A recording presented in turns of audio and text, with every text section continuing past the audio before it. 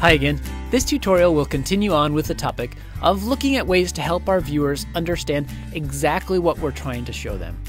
In particular, we're going to explore using cursor and click effects to help what we're doing with the cursor stand out. Many times, the cursor can be a great tool for pointing out significant areas of the screen, but it's very easy for it to get lost. And while annotations, like we talked about in the last tutorial, are excellent for directing viewer focus, they aren't always ideal for showing things like when and where to click. When you go to the Cursor Effects tab, you'll see that there are three types. The actual cursor effects, which help the cursor stand out and be noticeable, when it's important that it not get lost.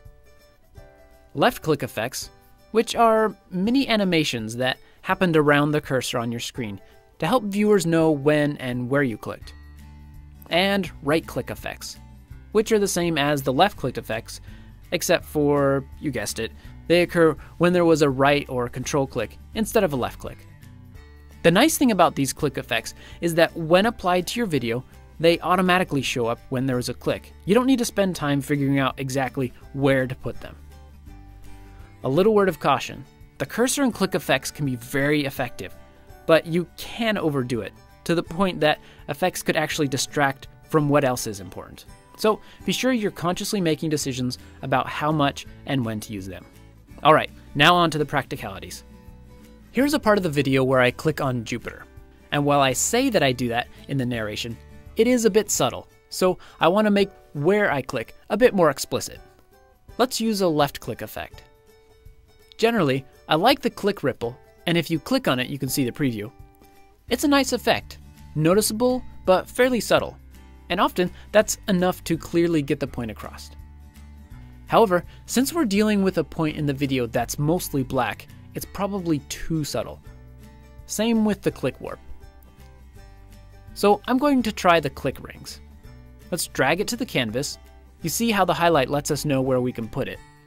And now, when we play it back, we see the effect happen in the recording when I clicked. That looks fine to me. But let's make it look a bit more like our annotations by adjusting some of the properties. We open them with this gear button, go to the Cursor tab, and this area should look familiar. It's pretty much the same as what we saw for annotations in the last tutorial. I'm just going to change the color to the orange we used before, but there are a lot of settings here you could play around with to customize how this effect looks and behaves. Now, if you scrub around the video, you'll notice something. Not only did the click effect get applied to this particular click, but all of the left clicks on the whole clip we applied it to. But what if you only want to show one or a few clicks? Well, now seems a good time to show you the effects drawer at the bottom of the clip. Just click this triangle to open and close it. Anytime you add an effect to a clip, it'll be stored here. But most of the time you don't need to access them, since you can change their properties in the property pane. Though, making the effect show only on part of a clip needs to be done here. Right now we only have one effect, our click effect. See all of these dots on the effect? They represent every place in the video where I left clicked, and thus where the effect will happen. You can scrub around your video to see them. Since we only want to show the effect on just this click here, for now, let's zoom into the timeline so that the entire clip is visible. Click on the effect. It should turn yellow, showing you it's selected.